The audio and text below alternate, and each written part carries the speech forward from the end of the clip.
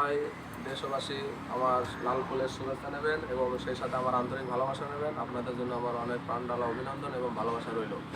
তো আমি যে কথাটা বলতে চাই এবং এই কথাটাই আপনার কাছে নিয়ে আসছি, সবসময় মানুষদেরকে উপকার করবেন। পর উপকারী সম্পর্কে এটাই বোঝায় যে আমি কারো উপকার করলাম, কে আমার ক্ষতি করলো, কে আমার উপকার করলো না, সেই কথা কখনো চিন্তা করা যাবে না। কিন্তু চিন্তা করতে হবে সর্বদা আমি কাকে উপকার করলাম।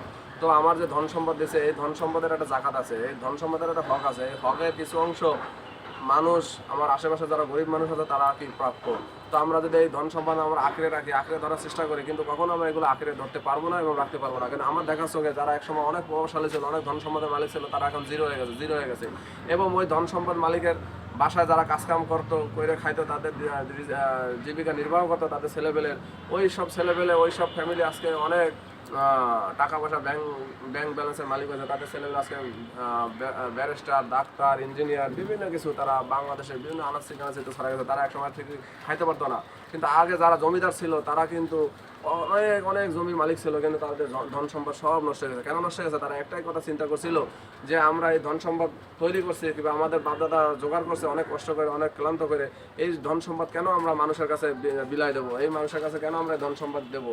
এই ধন সম্পদের মায়া তারা মানুষের কি করছে, মানুষের ধন সম্পদের কিছু অংশ মানুষের কাছে দেয় না, জাকাত দেয় না, যার কারণে তারা আর কি অচিরেই ধ্বংস হয়ে গেছে। আপনারা ইতিমধ্যে জানেন যে প্রাচীন যুগ থেকে বিভিন্ন নবী করিম সাল্লাল্লাহু সাল্লাম আসছিল, তাদের উপরে জাকাত খরচ আসছিল। তারা যখন তাদের সাহাবাদেরকে জাকাত দেওয়ার কথা বলছিল, কিন্তু অনেকে জাকাত দিচ্ছে, অনেকে দেয় নাই। তো আমি অনেক কথাটা লম্বা করবো না, আমার হাতে সময় কম।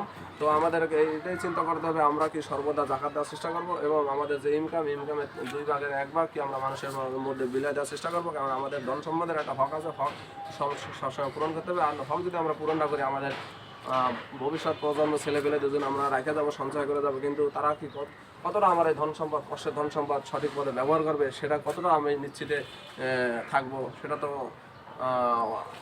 অসম্ভব। কারণ এটা নিশ্চিত হওয়া যাবে না। কারণ আমি এখন আমার এই ধন সম্পদ রেখে গেলাম, এই ধন সম্পদ তো তারা নষ্ট করবে, তারা আজে বাজে কাজে ব্যবহার করবে, কিন্তু আমি তো হয়তো 2 দিন পর মারা যাবো, কিন্তু আমার কবরে এইসব ধন সম্পদের জন্য আযাব আসবে। আমার এই ধন সম্পদের হক যদি আমি আদায় না করি, ওই কবরে যাওয়ার পরে তুই কবরের মাটি আমার ধরবে চাইবে, কেন আমি দুনিয়ার ধন সম্পদের হক কেন আদায় করলাম না? এই ধন সম্পদ আমার কাল এসে দাঁড়াবে। তো এখন আমাদের একটাই করতে হবে, আমাদের এই দুনিয়ার ধন সম্পদ মানুষের কাজে লাগাইতে হবে। এই মানুষ যাতে আমাদের দ্বারা কিছু উপকার হয় এবং মানুষের আমাদেরকে কে ক্ষতি করলো, কে আমার কোন সমালোচনা করলো নিয়ে, সেগুলো আমার কোনো চিন্তা করা যাবে না। কারণ আপনি একটাই চিন্তা করবেন, আপনি সবসময় মানুষের পাশে দাঁড়াবেন, মানুষের ভালোবাসবেন, মানুষের সেবা করবেন। আল্লাহ সুবহানাহু ওয়া তাআলা ওই মানুষদেরকে ভালোবাসেন যে মানুষদেরকে ভালোবাসে, মানুষদেরকে উপকার করে। তো আমরা সর্বদাই বেশি বেশি দান সদকা দেওয়ার চেষ্টা করব, যাতে আমাদের ফ্যামিলি, আমার পরিজন ভালো থাকে এবং আশেপাশে পরিজন, পাড়া প্রতিবেশী তারা ভালো থাকে। এই বলে আমার কথা শেষ করছি। আসসালামু আলাইকুম।